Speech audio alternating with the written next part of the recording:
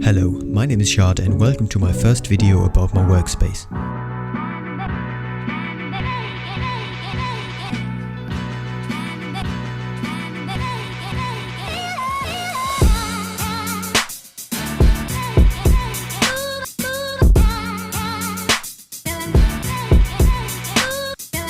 In this episode I will talk about my newest addition to my setup.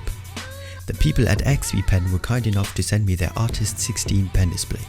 And I thought a lot of you could find this video interesting because if you do design work yourself, such a pen display is a cheaper alternative to something like a Wacom cintiq tablet. So let's talk about the specifications of this device. This pen display has a 15.6-inch IPS screen with a resolution of 1080p. Like a lot of other pen displays, this one has 2048 levels of pen pressure. There are also 8 fully customizable express keys on the left side of the device. On the right side there are buttons to change a few settings on the tablet, like brightness and contrast. The colors on this device are very good, but a bit hard to match with other displays. I compared the pen display to my main design monitors and the display looked very similar. Let's start with what's included in the box. We get 2 rechargeable pens with 2 charging cables.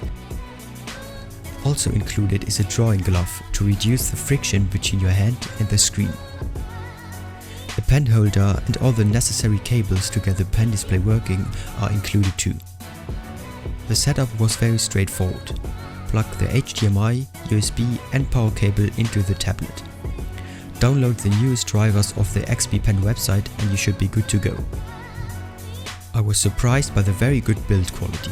The display and especially the display stand feel very solid. The pen display feels very smooth and responsive. There's a very small amount of delay, but the display is very satisfying to draw. Something I didn't like that much was the limited options to change the colors of the screen without having the right tools. I tried to match it to my main monitors the best I could, but it was very difficult and it still doesn't look the same. Another thing I would have enjoyed was to change the shortcut buttons on the pen to whatever I want. This isn't possible, the options to select are very limited. If you want to use the pen pressure in Adobe Illustrator, just click on the brushes icon and create a new calligraphy brush. Then you can select the size and the amount of pressure variation you want. If you now select the brush pen, you are good to go. All in all, I would say you get a great value for what you pay. Compared to the cheapest Wacom pen display, which is 13.3 inches, the XP Pen one is 270 euros cheaper. So if you're looking for a relatively cheap drawing tablet, this one is a good investment. So this was my first video about my workspace. If you like this kind of videos, feel free to leave a like on this video.